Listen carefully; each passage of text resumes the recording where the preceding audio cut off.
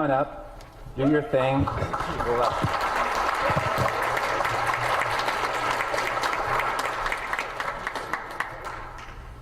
Have you ever wondered why Canada is in debt? Have you ever wondered why the government forces Canadians to pay so many taxes?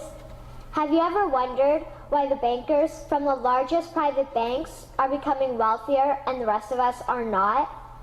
Have you ever wondered why the gross national debt is over $800 billion? Or why we are spending $160 million a day on the interest of the national debt?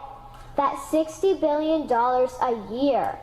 Have you ever wondered who receives the $60 billion? What I have discovered is the banks and the government have colluded to financially enslave the people of Canada.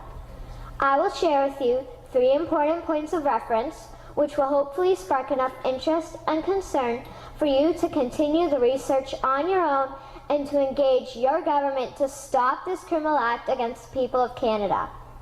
First, we will briefly examine the Bank of Canada. Second, we will see how our banking system works today. And lastly, I will offer a viable solution that we can petition our government to implement.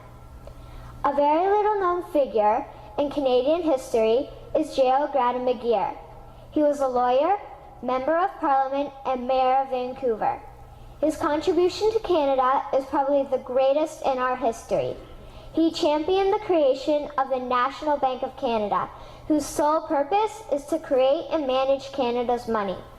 It was formed on July 3, 1934, and owned by all Canadians. Until the 1970s, because of the Bank of Canada, Canada's national debt was held at a constant, manageable level, until the government decided to implement what we now have as our modern-day banking system that is robbing the Canadian people. So how are they robbing us? Allow me to explain how our private banks and government work today. First, the Canadian government borrows money from the private banks. They then lend the debt-based money to Canada with compounded interest. The government then continues to increase taxation of Canadians year after year in order to pay back the interest on the exponentially growing national debt. What results is inflation, less real money for Canadians to spend into our economy, and the real money being used to pad the pockets of the banks. Also, the government gave the banks the ability to loan out money that doesn't exist in the form of loans. When a bank gives you a mortgage, which literally means a death pledge, or a loan, they don't actually give you money. They click a key on a computer and generate the fake money out of thin air. They don't actually have it in their bank vaults. Presently, the banks only have $4 billion on reserve, but they have loaned out over $1.5 trillion. To quote Gran Towers, each and every time a bank makes a loan, a new bank credit is created. New deposits, brand new money. Broadly speaking, all new money comes out of a bank in the form of loans.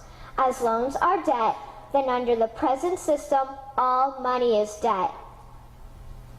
What I find interesting is even Jesus, in Matthew 21, drove out the money changers in the temple because they were manipulating the currency to steal money from the people.